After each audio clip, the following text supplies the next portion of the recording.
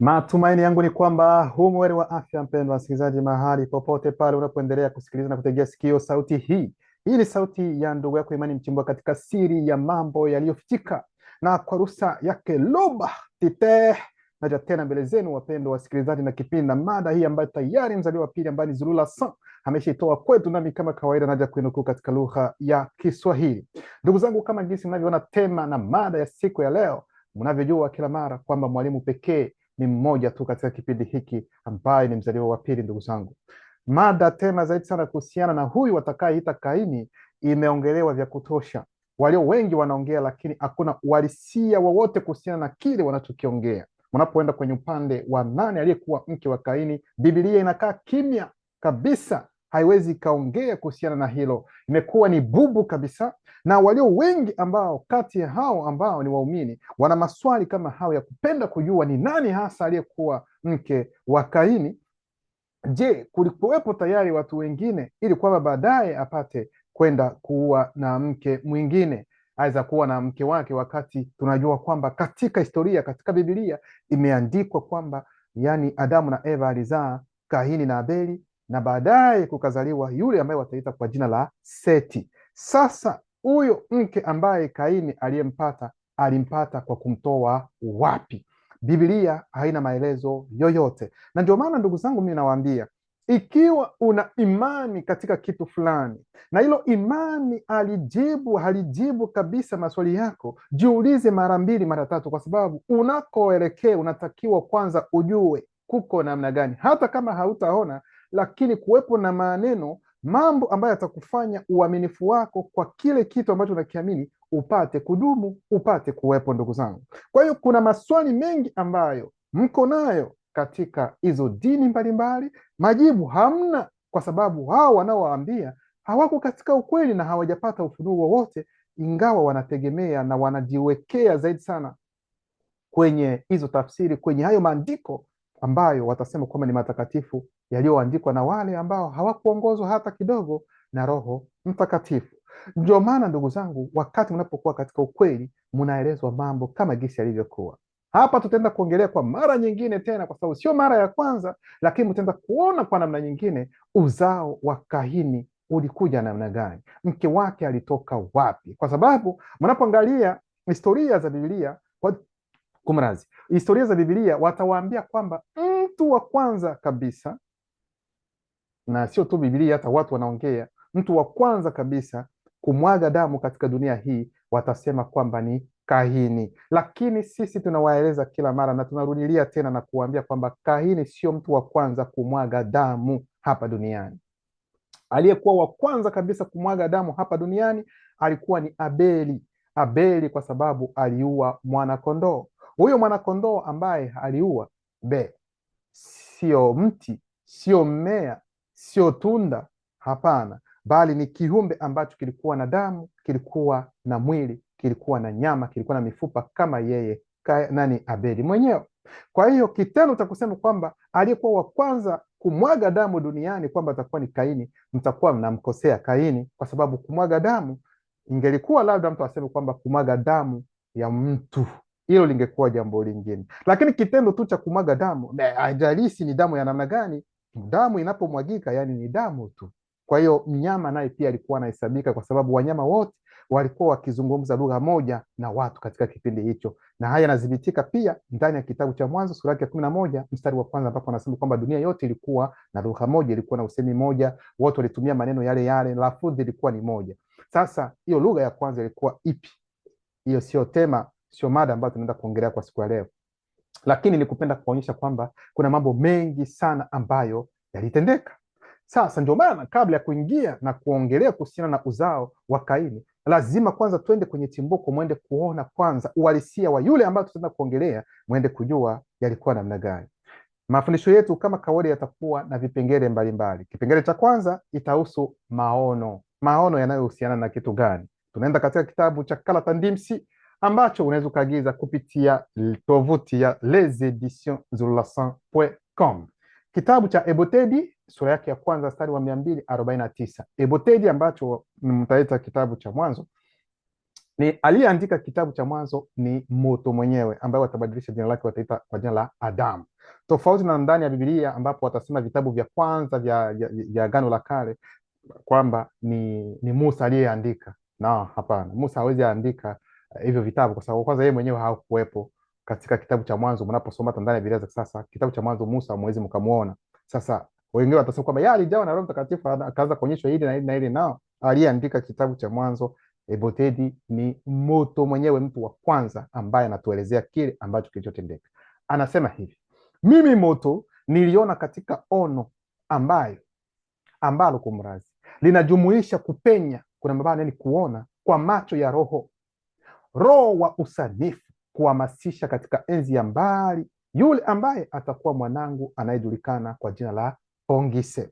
Kwa hiyo tayari hapa moto anaanza kutuelezea kuhusu mtoto wake ambaye atazaliwa, wakati hapa alipokuwa katika hayo maono hajakuwa na mtoto wake, hajazaa Pongise, lakini ataona yale ambayo yatatendeka. Sasa atakachokiona ni kwamba katika kipindi hicho atakapozaliwa mtoto wake atapewa uanzishwaji na roho wa usanifu. Yaani hapo sasa ndipo atajua mambo mengi zaidi sana, na mengine ambayo walio wengi hata kwa wakati huu hawawezi wakayapenya, hawawezi wakayajua, na hawawezi wakayafafanua, aweza kuyafahamu jinsi alivyokuwa. Kwa hiyo sasa hapa yeye ni moto ndiye atakayepata kwanza ono hilo, lakini msisahau kwamba moto yeye mwenyewe, nyote mnajua kwamba yeye ni roho wa mwisho kuumbwa, na ni roho ambaye alishuka katika hali hii inayoonekana, ambapo ilikuwa ni katika ulimwengu wa nafsi kabla ya anguko, na lengo lilikuwa moja tu, kuja kudhihirisha idadi inayojulikana. Kwa hiyo idadi inayojulikana itatokana na mtu mweusi, na huyo mtu mweusi ndiye anatakiwa kuzaa hao watoto ili wapate kurisi sehemu, wapate kurisi paradiso, kama gisi watu wanavyoongea kuhusiana na paradiso. Sasa ndugu zangu, yeye ataelezea kile ambacho kilitokea kwa mtoto wake, kwa mwanaye wa kwanza kabisa ambaye aliona dunia, aliona kabisa kwa mara ya kwanza, akafumbua macho katika hali hii inaonekana. Sasa ndugu zangu, ni kusema kwamba maono sio kwamba labda mtu anapoona, unaweza ukaona maono kwa sasa hivi, lakini labda mtu mwingine ameyaona, lakini sasa labda yeye ameingia kiundani, aza wewe ndio umeingia kiundani zaidi sana ili kuyapenya hayo ambayo umeyaona. Kwa hiyo hilo lisiwashangaze zaidi.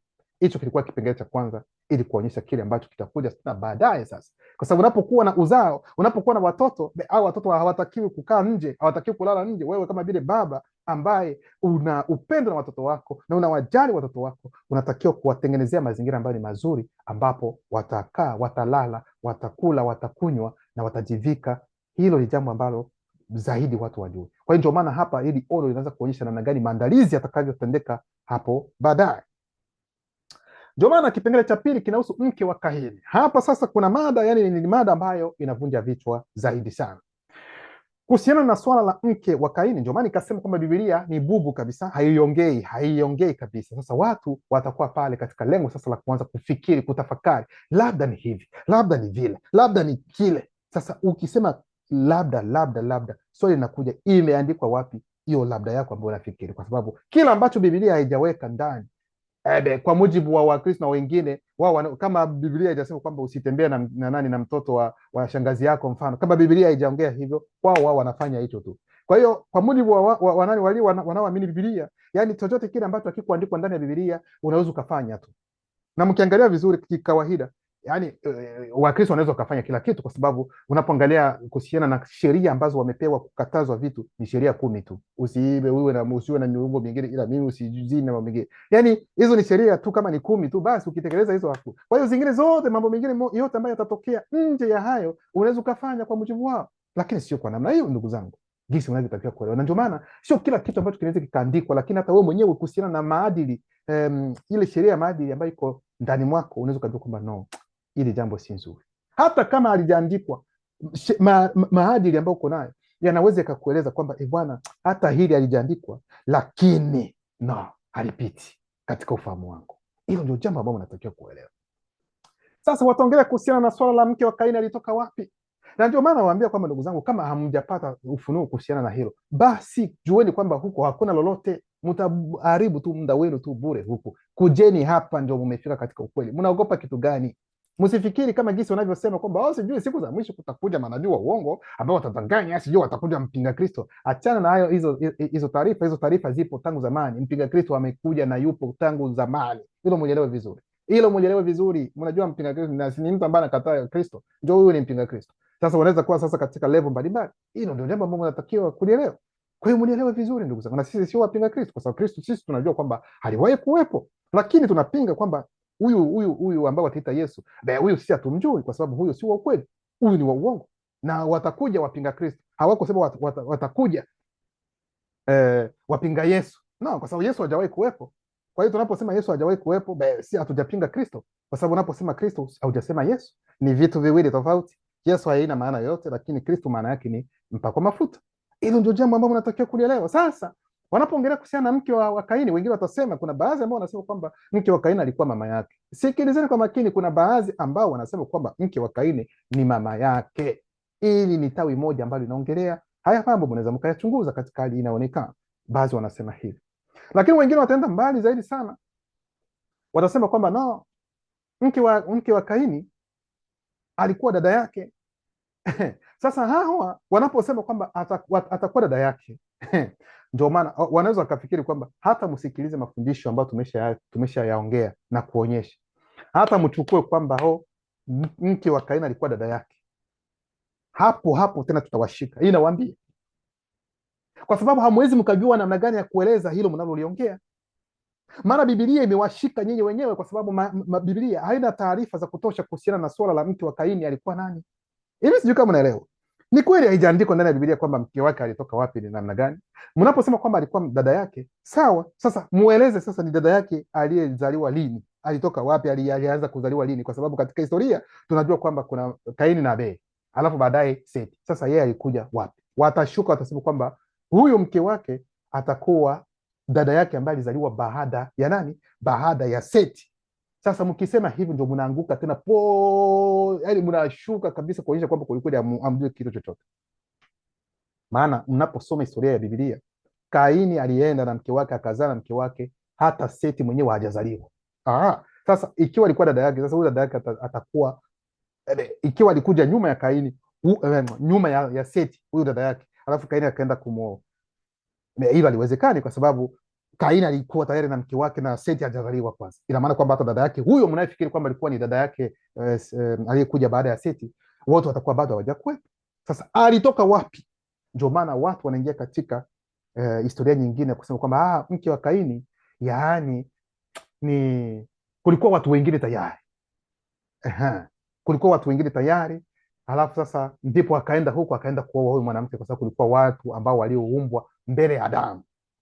Wengine watasema Lucy, wengine watasema nani, Lilith, wengine wataongea mambo mengi sana kwamba mwanamke wa kwanza, na watachukua kitabu cha Mwanzo, kwa sababu Biblia hawajaweka vizuri, ndio maana wanashikwa zaidi sana. Hata wana Biblia wanashindwa kujieleza, kwa sababu wale wengine ambao wanaokuja kupambana nao katika hiyo mijadala wanajua hiyo mitego. Sasa wao wana Biblia, hawaelewi wapi waende, wajitetee namna gani. Ndio maana unaposoma kitabu cha Mwanzo kuna mambo mengine ukiangalia kabisa ni kama vile wanajichanganya, kama vile kuna mambo ambayo yako vizuri, kwa sababu unaposoma kitabu cha Mwanzo sura yake ya kwanza, watawaambia kwamba Mungu aliona kwamba mtu hawezi kaa peke yake, amfanyizie msaidizi. Ndio hivyo Mungu akamlaza, Mungu akaumba mtu kwa mfano wake. Sawa, na akamuumba na mwanamke pia. Basi, lakini unapoingia sasa katika sura ya pili, ndipo sasa huyu Adamu atasema kwamba huyu sasa ndiye mfupa wa mifupa yangu, nyama ya nyama zangu, bla bla bla bla bla bla, kama gisi mnavyosoma. Walio wengi wanasema kwamba ina maana kwamba uliyekuwa naye kwenye sura ya kwanza, huyo haukuwa mfupa wa mifupa yako, si ndio? Huyo haukuwa sijui nyama kati ya nyama zako. Hivyo tayari wataona kwamba ndio maana wataleta ile zana ya Lilith, ambaye naye pia kwamba aliumbwa kama vile nani, kama Adamu. Na sasa kama wakati ilifika sasa, wakati ambapo wa kupenda kufanya tendo yao la ngono, sasa Lilith akapenda aende juu, akae juu, sasa nani Adamu chini. Ikaanza nani, Adamu akasema haiwezekani. Malaika wakaja wakasema, Lilith unatakiwa kuelewa kweli kweli, hilo sio vizuri, kwa sababu mme wako ndio anatakiwa kuwa juu na mambo mengine. Kwa hiyo Lilith akakataa, akakasirika, Lilith akaondoka kwamba alipoondoka huko ndio akaenda kupatana na Shetani. Sasa kwa sababu baada ya hapo ndipo sasa Mungu akamtengenezea Adamu mwanamke mwingine ambaye akasema sasa huyo sasa ndio mfupa kati ya mifupa yangu, nyama kati ya nyama zangu. Sasa huyo Lilith alienda kule akaenda kujiunga na shetani kusema kwamba bwana, unaona huyu jamaa ni hivi na hivi, tumwangushe. Ndipo sasa shetani akaja kupitia nyoka na kumwangusha. Yani historia zingine ambazo hazina mbele wala nyuma, na hizo ndio historia ambazo walio wengi wanazishika, wanasema kwamba huu ndio uhalisia, ili kwenda kuongea kuhusiana na swala la mke wa Kaini kwanza alitoka wapi.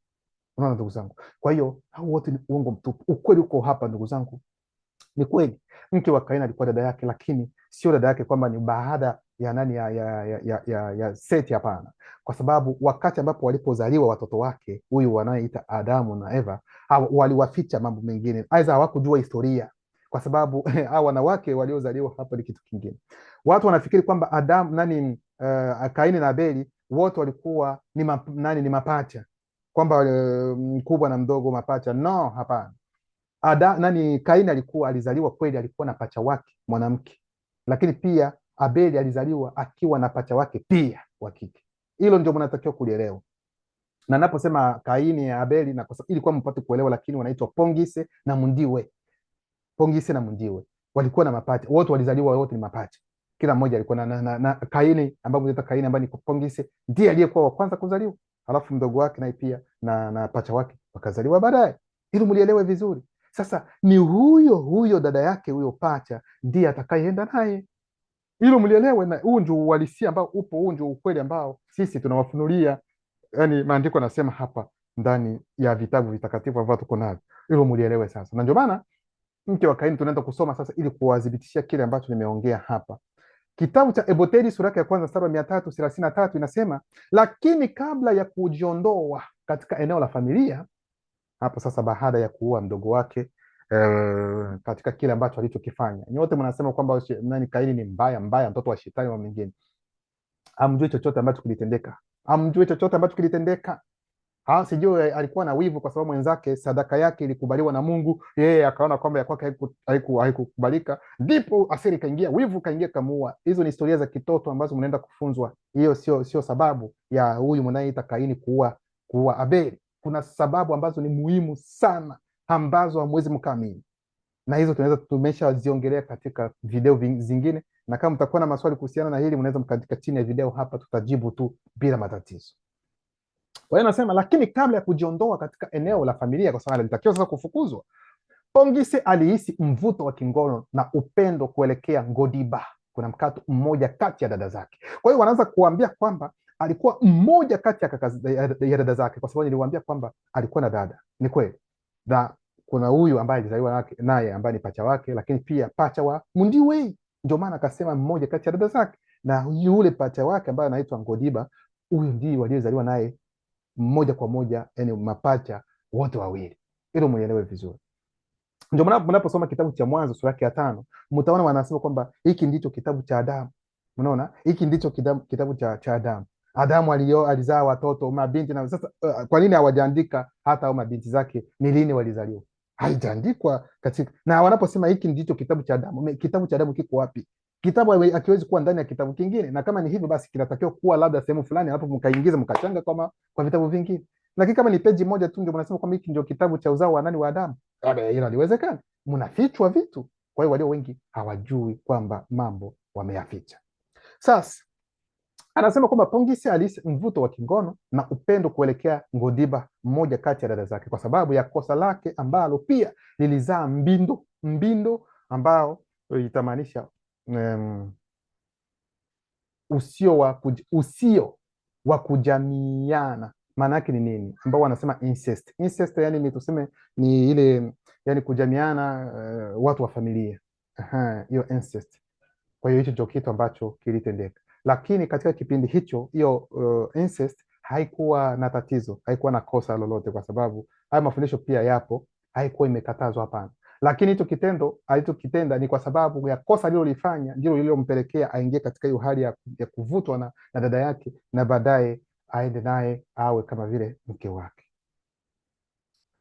Uliotambuliwa kuwa hivi basi ukakataliwa na kuidhinishwa baada ya kizazi cha watoto watindi. Kwa hiyo hali ya hiyo incest ilianza sasa kukataliwa, sasa ni baada ya uzao, aidha baada ya kizazi cha watoto watindi ndipo sasa ikawa ukifanya hivyo, ukioa dada yako za binamu, inakatazwa kabisa, sio vizuri, ni kosa kulingana na mabadiliko ambayo yalitendeka katika familia. So, anguko na anguko, mambo mengi yaliingia, hilo likakatazwa. Ndio maana kitabu cha Levitiku ambao wataita kitabu cha Walawi sura yake ya 12 ndani ya Biblia Kala Tambale, ndani ya Kala Tandemsi sura yake ya 12 mstari wa 7 inasema, usilale na dada yako binti ya baba yako na mama yako, wala na dada yako wa kambo, ambao wanasema yani dada yako ambaye labda ni mtoto wa baba yako ambaye alizana na mwanamke mwingine, aiza mama mambo kama alizana na mwanaume mwingine. Hivyo vinakatazwa, na ni kweli hilo ni kosa, lakini katika kipindi hiki cha Pongise hapakuwa kosa kuhusiana na huu upande. Ndio maana tunaendelea katika kitabu cha Ebuteli sura ya kwanza mstari wa 334 hadi 335, inasema hivi, Ngodiba binti yangu. Kwa hiyo anaendelea kutueleza sasa nani mtu, anatueleza kile ambacho kilitendeka, kwa sababu naye pia kama baba anaona watoto wake. Ngodiba binti yangu, ambaye alikuwa mwanamke mrembo sana, mweusi asiye wa kawaida na wa ajabu, alikuwa na unyeti kupita kiasi na mwenye hisia. Maana yake ni nini? Yaani Ngodiba alikuwa mwanamke binti ambaye hauwezi ukaona tabia yake waziwazi. Hata shetani mlima bobe na malaika walioanguka kipindi hicho hawakuwa na uwezo wowote wa kuwaona, kuwasoma ni nini ambacho wapo. Yaani hata kama wanaweza kuwa na milango hawawezi wakaona, lakini tunasema kwamba hawakuwa na milango, ili muelewe vizuri. Yaani walikuwa ambao wanajificha, wanajua namna gani ya kujificha, na ndio maana hata shetani mlima bobe hakuweza kuwadanganya yeye Ngodiba na dada yake pia mdogo, haikuwezekana. Ndio maana aliweza kumpata Pongise pamoja na Mudiwe na kuwadanganya kwamba wamtolee sadaka, alafu wakaua wanyama wengine, akaleta mazao ya shambani. Nyote tunajua kwa ni shetani ndiye aliyejibadilisha, alifanya kama vile kuwa mutatedi, lakini ndani ya Biblia za kisasa ni Mungu Yehova ndiye kuja kuomba hizo sadaka, ili kuonyesha kwamba shetani mwenyewe ni ndio huyu Yehova Elohim Shetani Shaddai. Hilo mnatakiwa kulielewa vizuri.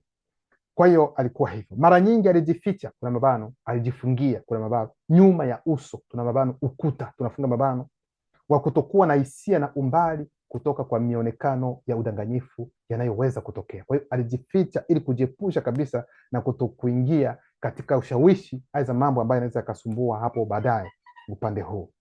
Kwa hiyo nikupenda kusema kwamba Pongise alichukua kwelikweli, alikuwa ni dada yake, ndiye alikuwa ni pacha wake, ndiye aliyeenda kuwa naye kama vile mke wake. Kitabu cha Ebuteli sura ya kwanza mstari wa 275 inasema, muda mrefu baadaye shetani mlima bobe, ndio maana mtaona hapo sasa Rombai alijifanya kuwa mutatedi baada ya kunakili na kuchukua mwonekano, yani unyakuzi wa mutatedi. Shetani mlima bobe Rombai alionekana kibinafsi kwa Pongise na pia kwa Mundiwe, aliwatongoza na kuwashawishi wamtolee dhabihu. Hicho ndio kitu ambacho nimesema tofauti na Biblia za kisasa, ambapo wao wanakubali kweli kweli ni Mungu aliyekuja akawaambia Kaini na Abeli kwamba wamtolee sadaka, na wakati huo Mungu akapenda sadaka ya Abeli kwa sababu ilikuwa na nyama nono, kwa sababu Mungu alikuwa anapenda kusikia harufu kabisa ya nyama, na hiyo harufu moshi unapanda maana Mungu ana mapua ili apate kusikia harufu, akafurahi zaidi sana. Lakini kuhusiana na sadaka ya Kaini hakuangalia hata kidogo, akaona hovyo, haina hata kitu. Wengine wanasema kwamba ni kwa sababu matunda yake yalikuwa yameoza, lakini haijaandikwa ndani ya Biblia. Kwa hiyo hapa tunawaambia katika uhalisia kwamba alikuwa ni shetani aliyechukua muonekano wa roho wa mwanga. Sasa na tayari kile ambacho kilichotokea ndio hicho ambacho tunakiongea hapa kwa wakati huu. Kitabu cha Ebuteli sura ya kwanza mstari wa 336 hadi 348 inasema hivi, Ngodiba wakati huo alitafuta amani na utulivu wa Pongise baada ya vifo vya kusikitisha vya Kweledi mwanakondoo na Mundiwe.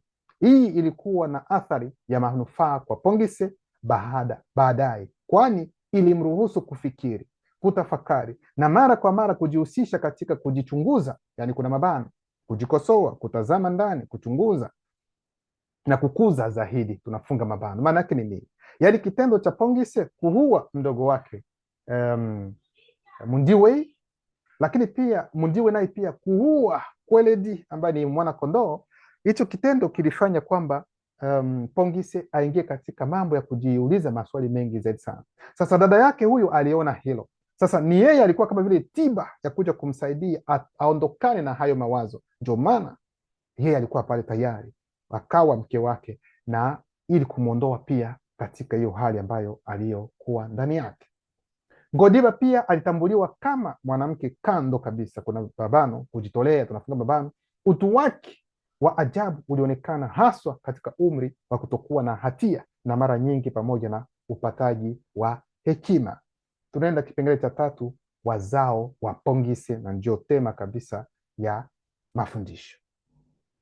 Pongise alijiunganisha kiibada. Maana yake ni nini? Kuna mabano, kuwekwa wakfu, sherehe, utakaso, nafunga mabano na Ngodiba, kisha akajamiana naye baada ya kuwa mke wake.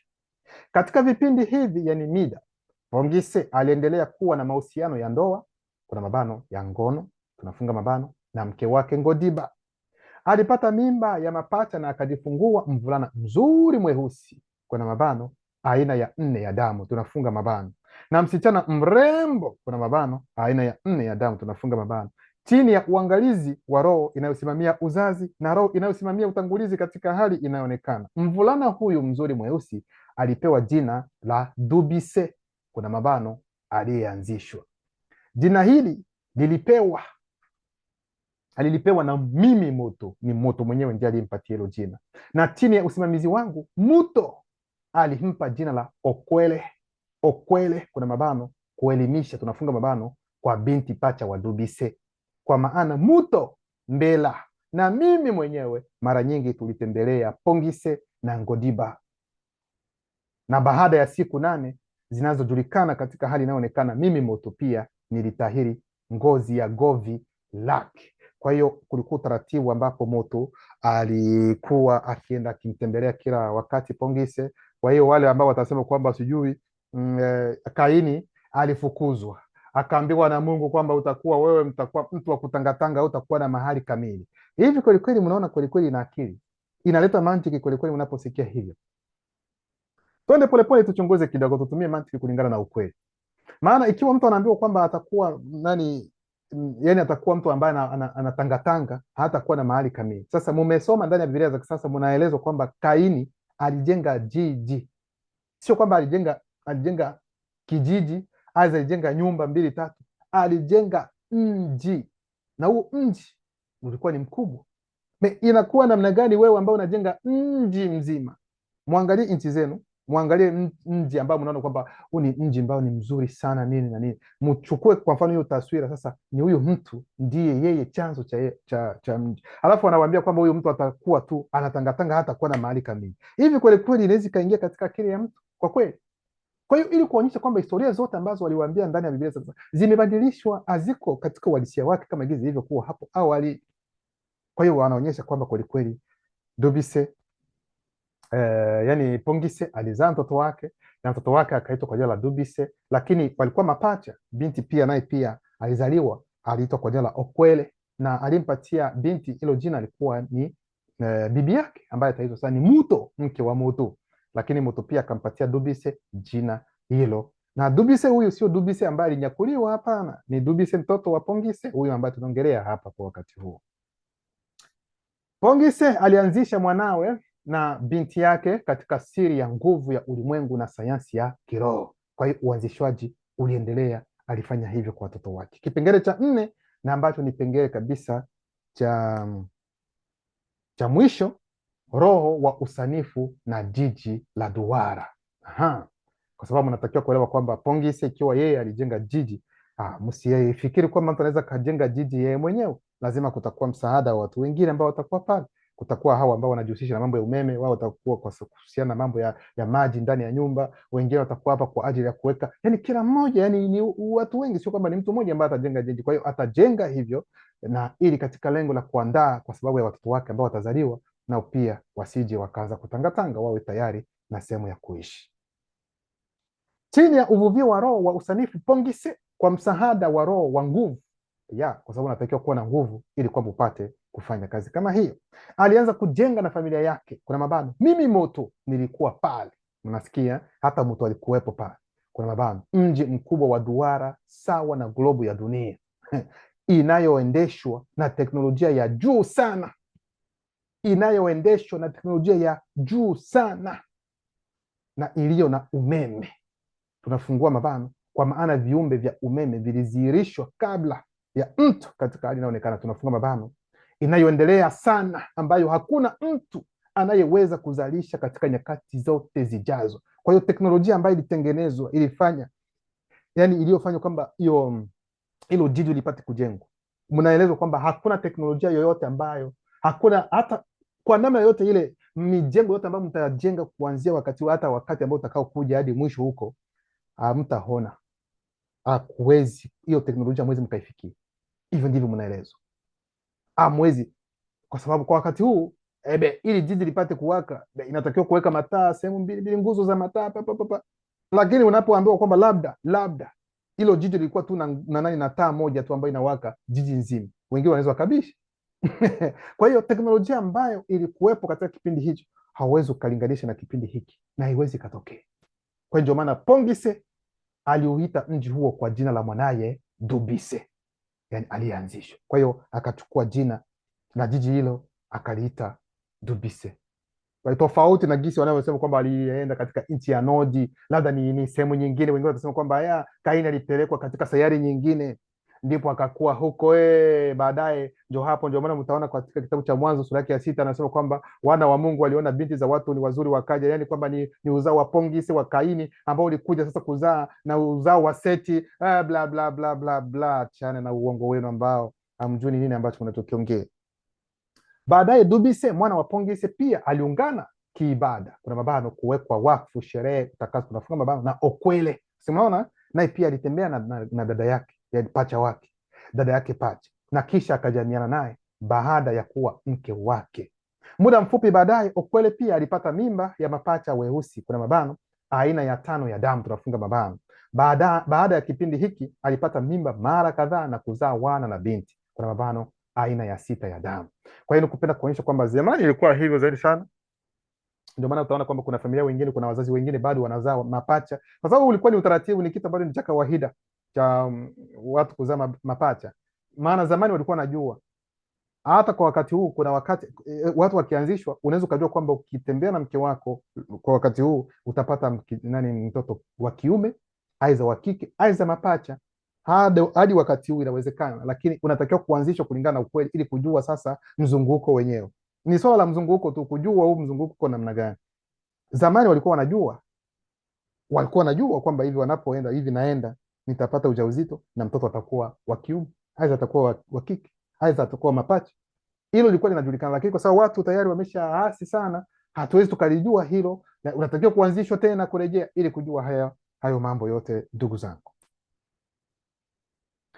Muda mfupi baadaye Okwele pia alipata mimba ya mapacha weusi, hiyo nimeshasoma.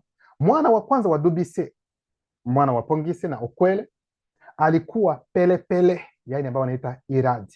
Pelepele alitairiwa baada ya siku 8 na Pongise. Pelepele na dada yake pacha walimzaa Bwema, ambao wataita Mehuyaheli, vitu kama hivi, na dada zake. Bwema kuna mabano alitairiwa baada ya siku 8 na Dubise mwana wa Pongise, na mmoja wa dada zake akamzaa Mutu, yani ambao wataita Metusela, na dada zake Mutu, na dada zake kuna mabano Mutu alitairiwa baada ya siku 8 na Pongise, tunafunga mabano, na Mutu na mmoja wa dada zake akamzaa Mawala, ambao maana yake ndani ya mabano ni Mitala, ambao wataita Lameki, na kaka yake mdogo anayejulikana kwa jina la Dibokimene. Kila mmoja alitairiwa kuna mabano kulingana na mpangilio wao wa kuzaliwa baada ya siku 8 na Pongise. Wakati huo wale wote katika hali inayoonekana ambao walikuwa na umri wa miaka 300 bado walihifadhi mwonekano wa kijana wa kiume au wa kike. Yaani ungali bado na umri wa miaka 300, yaani ungali kijana tu. Lakini wakati huu zizi unapokuwa na umri wa miaka 40, 50, 60 umeshachoka, naanza nisaidie maji, mgongo wangu nauma. Wenzetu inafika hata miaka 300 bado ni vijana tu. Lakini mabadiliko hayo ya miaka yalibadilishwa katika kipindi cha Nuhu ambao tuita Wumse. Ni hapo baada ya gharika ndipo umri ukapunguzwa. Ndio maana watu wanazeeka haraka, tofauti zaidi sana watu waweza akafikisha miaka 200 tena. Ni hivyo mambo ambayo yapo. Kwa hiyo ndugu zangu, huo ni uzao wa Pongise Kaini, namna gani mke wake alitoka wapi na nini walichokifanya, na umesikia watoto wake ambao hadi wakina Mawala wote walitoka katika uzao huo huo wa Pongise. Luba anaendelea kujitukuza.